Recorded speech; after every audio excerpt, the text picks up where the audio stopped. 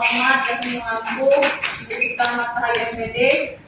Selanjutnya pada teman-teman presentasi dan kepada teman-teman yang memperhatikan, mencintai dan saya banggakan. Langsung saja untuk materi pertama akan dijelaskan oleh Nurul Adawiyah. Pada Nurul, silakan.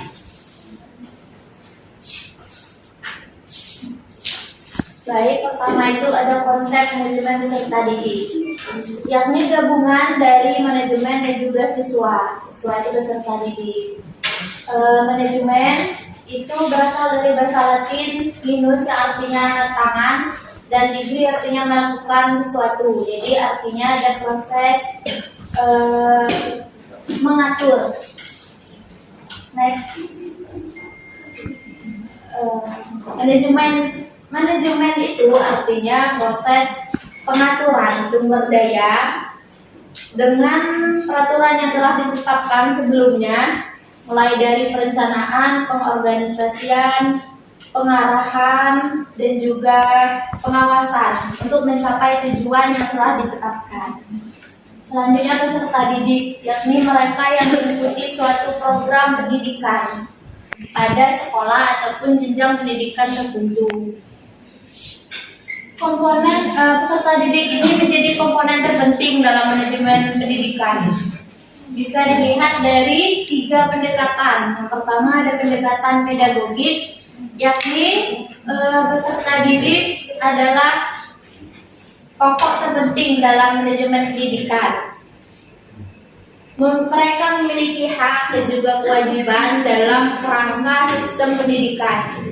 Yang kedua ada pendidikan psikologis, yakni setiap siswa memiliki minat, bakat, ataupun kemampuan emosional serta kemampuan fisik yang berbeda-beda. Dengan itu, sistem pendidikan bisa mengembangkan berbagai minat, berbagai potensi yang dimiliki oleh siswa. Terakhir ada pendekatan sosial, yakni pendidikan akan memberikan nilai-nilai sosial yang penting dan baik bagi siswa untuk saling berinteraksi dengan teman sebaya, guru, ataupun masyarakat yang ada di lingkungan sekolah melalui proses pembelajaran dan juga pengalaman secara langsung. Jadi manajemen peserta didik itu adalah pengaturan ataupun penataan kegiatan yang berkaitan dengan peserta didik, mulai dari masuk sampai keluarnya peserta didik itu di jenjang pendidikan tertentu. Mungkin itu saja, saya kembalikan kepada moderator. Baiklah, terima kasih kepada Nurul Adawiyah. Materi selanjutnya akan dilanjutkan oleh Nindi. Pada Nindi, saya persilahkan. Terima kasih moderator. Baiklah, di sini saya akan melanjutkan terkait fungsi dan tujuan manajemen peserta didik. Nah, untuk fungsi yang pertama yaitu berkaitan dengan pengembangan individualitas siswa, yang artinya di mana agar mereka dapat mengembangkan potensi individualitasnya tanpa adanya kendala sedikit pun. Nah, potensi bawaan ini seperti kemampuan khusus atau bakat, kemampuan umum, dan kemampuan lainnya. Nah, yang kedua yaitu fungsi yang berkaitan dengan pengembangan fungsi siswa, artinya siswa dapat melakukan sosialisasi dengan teman sebaya, orang tua, lingkungan sekolah, dan juga lingkungan keluarganya. Nah, fungsi ini berkaitan dengan kodrat siswa sebagai makhluk sosial. Yang ketiga yaitu fungsi yang berkaitan dengan penyaluran aspirasi dan harapan siswa. Artinya agar siswa dapat menyalurkan hobi, kesenangan, dan juga minat. Dari ketiga hal ini, dari hobi, kesenangan, dan juga minat ini harus disalurkan karena dengan dilakukannya hal ini dapat mendukung pengembangan diri siswa secara menyeluruh. Nah, yang keempat, fungsi pemenuhan kebutuhan dan kesejahteraan peserta didik, yaitu agar peserta didik sejahtera dalam kehidupannya. Dalam arti kata, kesejahteraan ini sangat penting karena dengan demikian Ia juga akan memikirkan kesejahteraan rekan-rekannya yang lain atau peserta didik yang lain. Selanjutnya tujuan. Ada 7, ada 4. Yang pertama yaitu meningkatkan keterampilan psikomotor dan keterampilan siswa. Dengan adanya upaya ini diharapkan siswa mengalami peningkatan dalam ketiga aspek ini. Nah, yang kedua yaitu mengembangkan dan menuangkan bakat, minat, dan kemampuan umum atau kecerdasan siswa. Yang ketiga, menyalurkan tekad, harapan, dan juga memenuhi kebutuhan siswa. Yang keempat, dengan terpenuhinya poin 1, 2, dan 3, diharapkan siswa dapat mencapai kebahagiaan dan kesejahteraan hidup sehingga mereka dapat belajar lebih baik dan akan tercapai titik-titiknya. Selanjutnya, untuk prinsip manajemen peserta didik, yang pertama yaitu penyelenggaraan harus mengacu pada peraturan yang berlaku di saat program dilaksanakan. Yang artinya penyelenggaraan ini harus sesuai dengan peraturan-peraturan yang ada. Yang kedua, dipandang sebagai bagian keseluruhan manajemen sekolah, yakni harus mempunyai tujuan yang mendukung secara keseluruhan. Yang ketiga, segala bentuk kegiatan manajemen peserta didik harus sesuai dengan misi pendidikan yang telah ada. Yang keempat, kegiatan ini harus mempersatukan keberagaman latar belakang siswa yang berbeda-beda, karena pasti ya latar belakang itu dari siswa satu ke siswa lainnya itu berbeda-beda. Nah, yang kelima, kegiatan ini dipandang sebagai upaya pengaturan dalam siswa. Yang keenam, kegiatan ini memacu kemandirian siswa, tidak hanya di sekolah, tetapi juga memacu kemandirian siswa di lingkungan masyarakat. Yang terakhir yaitu kegiatan ini harus fungsional bagi kehidupan siswa, terutama untuk masa depan mereka kelak. Selanjutnya itu pendekatan manajemen peserta didik ada 3 macam. Yang pertama, strategi atau pendekatan kuantitatif.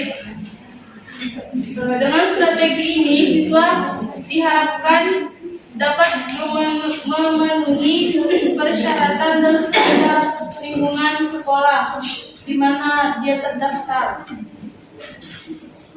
Dan yang kedua, pendekatan kualitatif. Dalam strategi ini berupaya untuk membuat siswa bahagia dan sejahtera dan juga lebih mampu lagi atau lebih maju lagi dalam pembelajaran. Dan yang terakhir yaitu pendekatan terpadu. Pendekatan ini merupakan gabungan dari 2 pendekatan yang sebelumnya. Mungkin hanya ini yang dapat saya sampaikan. Selanjutnya saya kembali ke penjelasan. Baiklah, terima kasih kepada Diri atas penjelasannya. Materi selanjutnya kami jelaskan oleh Monalisa. Silakan. Baiklah, terima kasih moderator. Nah, selanjutnya ruang lingkup manajemen peserta didik. Bisa kita lihat ada 9 ruang lingkup manajemen. Yang pertama, perencanaan siswa. Yang kedua, penerimaan siswa.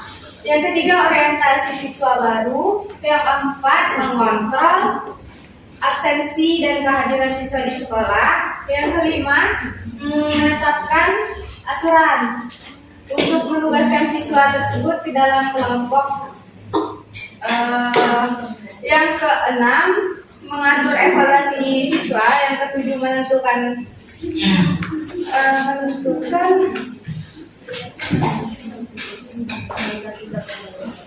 tiga pembelajaran.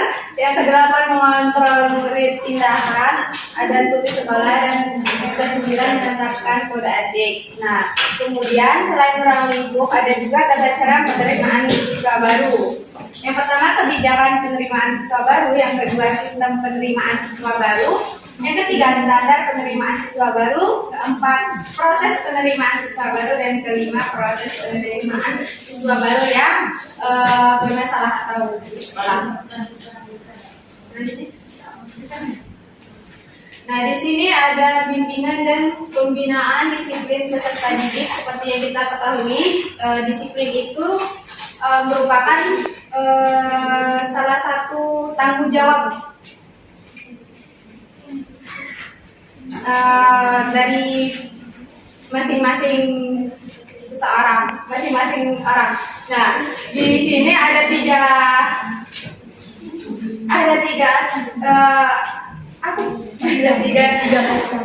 macam disiplin. Yang pertama disiplin yang dibangun berdasarkan konsep otoritas. Maksudnya di sini otoritas itu sendiri kan pemaksaan. Nah, berarti disiplin di sini contohnya seorang pendidik dengan peserta didik itu, misalnya orang pendidik guru sedang menjelaskan materi, kemudian pendidik tersebut atau guru tersebut menekankan siswa agar memperhatikannya yang sedang menjelaskan materi. Nah, yang kedua disiplin yang dibangun berdasarkan konsep kebebasan.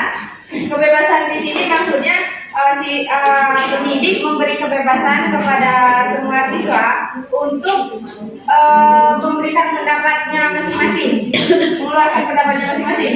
Nah, yang ketiga disiplin berdasarkan tanggung jawab, di mana kalau peserta didik tersebut mengerjakan tugas, diharapkan peserta didik tersebut melakukan tugasnya tepat waktu gitu.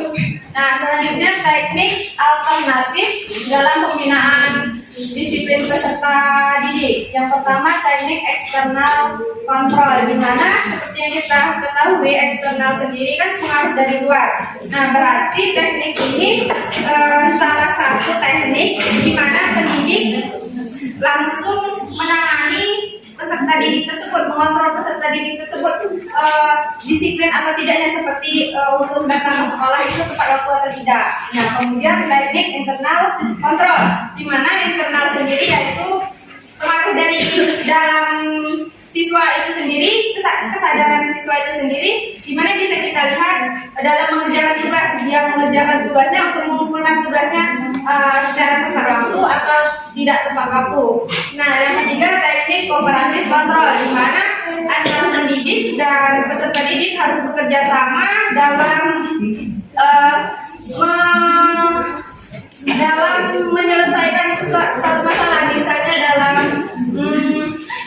perjanjian kontrak kuliah, bagaimana yang baiknya, bagaimana agar kontrak pembelajaran tersebut bisa berjalan dengan lancar. Baiklah, mungkin hanya itu yang bisa saya jelaskan. Saya kembalikan ke moderator. Baiklah, terima kasih atas presentasinya. Selanjutnya saya sebagai moderator akan membuka sesi tanya jawab. Kepada teman-teman yang ingin bertanya, silakan.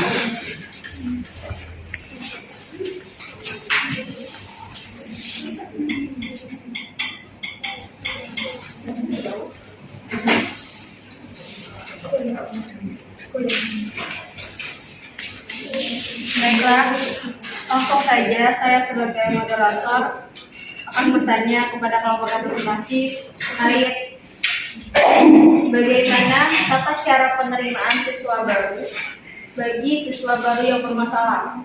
Nah, jadi penerimaan di sini tidak hanya penerimaan pada awal masuk dari kelas 1 saja, namun penerimaan di sini dilangsungkan juga saat siswa tersebut pindah sekolah, antara di baik di kelas 3, 4, 5, 6 seterusnya. Terima kasih.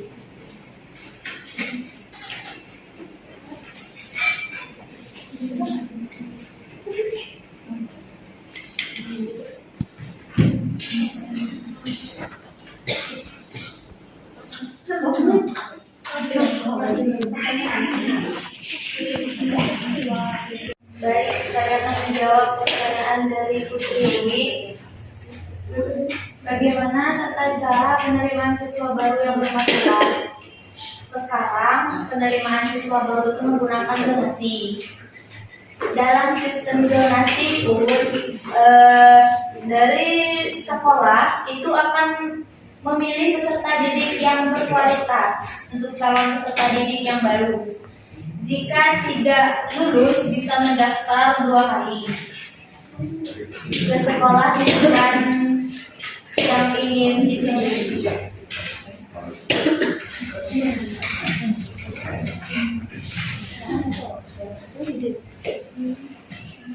Pada siang hari ini saya mewakili teman-teman yang presentasi. Mohon maaf jika ada kesalahan. Pada Allah saya mohon ampun. Terima kasih atas perhatiannya. Assalamualaikum warahmatullahi wabarakatuh. Waalaikumsalam warahmatullahi wabarakatuh.